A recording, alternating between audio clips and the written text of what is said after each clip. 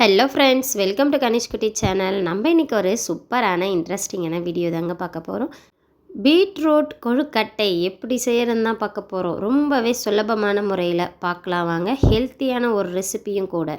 Beetroot கொழுக்கட்டை செய்கிறதுக்கு first 2 cup அளவு தண்ணியை நல்லாவே சூடு பண்ணிக்கலாம்.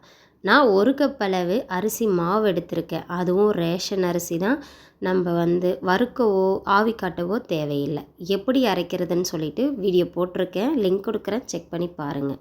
1 கப் அளவு அரிசி மாவுக்கு 1/2 கப் அளவு பீட்ரூட்டை சாறை சேர்த்துக்கிறேன். பீட்ரூட் 1 எடுத்து கட் பண்ணி 1/2 கப் அளவு தண்ணி சேர்த்து அதோட சாறை தான் இப்போ சேர்த்து நல்லாவே மிக்ஸ் பண்ணியிருக்கேன்.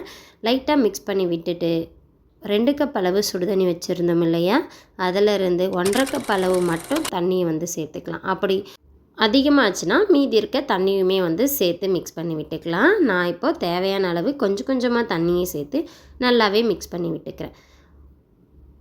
ஒவ்வொரு மாவுக்கும் கொஞ்சம் டிஃப்ரெண்ட் இருக்கும். கண்டிப்பாக தண்ணி கூடுதலாகவோ குறைவாகவோ ஆகலாம். அதனால் மாவுக்கு ஏற்றால் போல் கொஞ்சம் எக்ஸ்ட்ராவே தண்ணியை சுடு பண்ணி வச்சுக்கலாம். பாருங்கள், இதே போல் நல்லாவே மிக்ஸ் பண்ணி விட்டுக்கலாம். கொஞ்சம் ஆறட்டும், அதுக்கப்புறம் கையில் மிக்ஸ் பண்ணி விட்டுக்கலாம். இந்த டைமில் தேவையான அளவு உப்பு சேர்த்துக்கிறேன். அதாவது 1/4 ஸ்பூன் அளவு உப்பு சேர்த்துக்கிட்டேன். சேர்த்துட்டு நல்லாவே மாவு ஆறின பிறகு இதே போல் மிக்ஸ் பண்ணி விட்டுக்கலாம். பாருங்கள், இதே போல் கையில் ஒட்டாத வரையிலும் நல்லாவே மிக்ஸ் பண்ணி விட்டுக்கலாம்.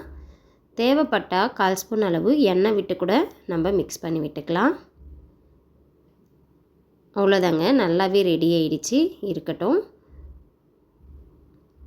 இட்லி தட்டில் தேவையான அளவு எண்ணெய் சேர்த்துட்டு எல்லா இடமும் எண்ணெய் இருக்கிற மாதிரி நல்லாவே தேய்ச்சி விட்டுக்கலாம்.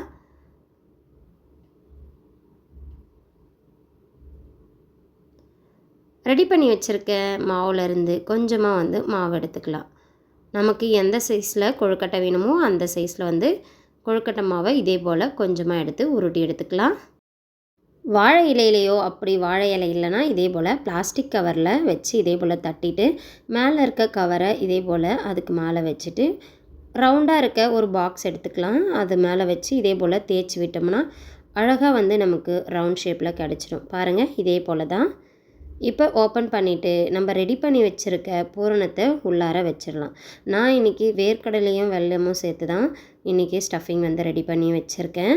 இதே போல் 2 கார்னரையும் ஒன்றா சேர்த்து இதே போல் விரல்களை வச்சு அழுத்தி விட்டுக்கலாம். பாருங்கள், சூப்பராக கொழுக்கட்டை ஷேப்பில் அழகாக வந்துருச்சு. நம்ம ரொம்பவே ரிஸ்க் எடுக்கணும்னு அவசியம் இல்லை. ரொம்பவே திக்காக இல்லாமல் அழகாக தின்னாக கிடச்சிச்சு. பாருங்கள், இதே போலவே தான் எல்லா கொழுக்கட்டையுமே நான் ரெடி பண்ணி எடுத்துக்கிட்டேன். நம்ம பாக்ஸை வச்சு தேய்ச்சாலே இதே போல் அழகாக கிடச்சிட்டோம் ரவுண்டாக. நிறைய பேர் கொழுக்கட்டை செய்கிறது ரொம்பவே கஷ்டம். அதை எனக்கு திரட்ட தெரியாது, அது உள்ளே பூரணம் வைக்க தெரியாது, மாவு ரெடி பண்ண தெரியாது, அப்படியே நம்ம செஞ்சாலும் விட்டு விட்டு போயிடுது அப்படின்னு சொல்லிட்டு சொல்கிறோம். அந்த மாதிரி விரிசல் வராமல் இருக்கிறதுக்கு நான் ஒரு ஐடியா சொல்கிறேன். ஃபாலோ பண்ணிவிட்டு எப்படி இருந்ததுன்னு கண்டிப்பாக கமெண்ட் செக்ஷனில் சொல்லுங்கள். கொழுக்கட்டை வேக வைக்கிறப்ப விரிசல் இல்லாமல் இருக்கணும் அப்படின்னு ஃபீல் பண்ணிங்கன்னா மாவு பிசைகிறப்பவே 1 ஸ்பூன் அளவு மைதா சேர்த்து மிக்ஸ் பண்ணிவிட்டு செஞ்சு பாருங்கள். விரிசல் வராமல் நல்லாவே சூப்பராக வரும். நான் இன்றைக்கி ஆனால் மைதா சேர்க்க கிடையாது. நல்லாவே சூப்பராக வந்திருக்கு. நான் உங்களுக்கு ஃபைனலாக காட்டுறேன் எப்படி வந்திருக்குன்னு சொல்லிட்டு. பாருங்கள், நம்ம இதே போலவுமே கீழே வச்சுட்டுமே ப்ரெஸ் பண்ணோம்னா அழகாக கொழுக்கட்டை ஷேப்ஸ்லேயே கிடைச்சிடும். அவ்வளோதாங்க, எல்லா கொழுக்கட்டையுமே பிடிச்சி எடுத்தாச்சு. இட்லி குண்டானில் சுடுதண்ணி வச்சுருந்தேன், நல்லாவே காஞ்சிருச்சு. உள்ளார வச்சு மூடி போட்டு மூடிடலாம். 5லிருந்து 7 நிமிஷம் வரையிலும் நல்லாவே வெந்து வரட்டும் கொழுக்கட்டை. பாருங்கள், நல்லாவே வெந்து வந்துருச்சு. இப்போ ஒரு பிளேட்டுக்கு மாற்றிட வேண்டியது தான். நல்லாவே சுட சுட பீட்ரூட் கொழுக்கட்டை ரெடி ஆகிடுச்சு. பாருங்கள், ஒரு விரிசல் கூட கிடையாது. இதே மாதிரியே இதே அளவோடு செஞ்சு பாருங்கள், கரெக்டாக வரும். பார்க்குறப்பவே ரொம்பவே கலர்ஃபுல்லாக இருக்குல்ல. கண்டிப்பாக ரொம்பவே ஹெல்த்தியான ரெசிபியும் கூட. குழந்தைங்களுக்கும் ரொம்பவே பிடிக்கும். அதனால் கண்டிப்பாக செஞ்சு பாருங்கள். இந்த வீடியோ உங்களுக்கு பிடிச்சிருக்குன்னு நினைக்கிறேன். பிடிச்சிருந்தா லைக் பண்ணுங்கள், ஷேர் பண்ணுங்கள், சப்ஸ்கிரைப் பண்ணுங்கள். அப்படியே பக்கத்தில் இருக்க பெல் ஐகானையும் கிளிக் பண்ணுங்கள். இன்னொரு சூப்பரான வீடியோவில் பார்க்கலாம். தேங்க்யூ.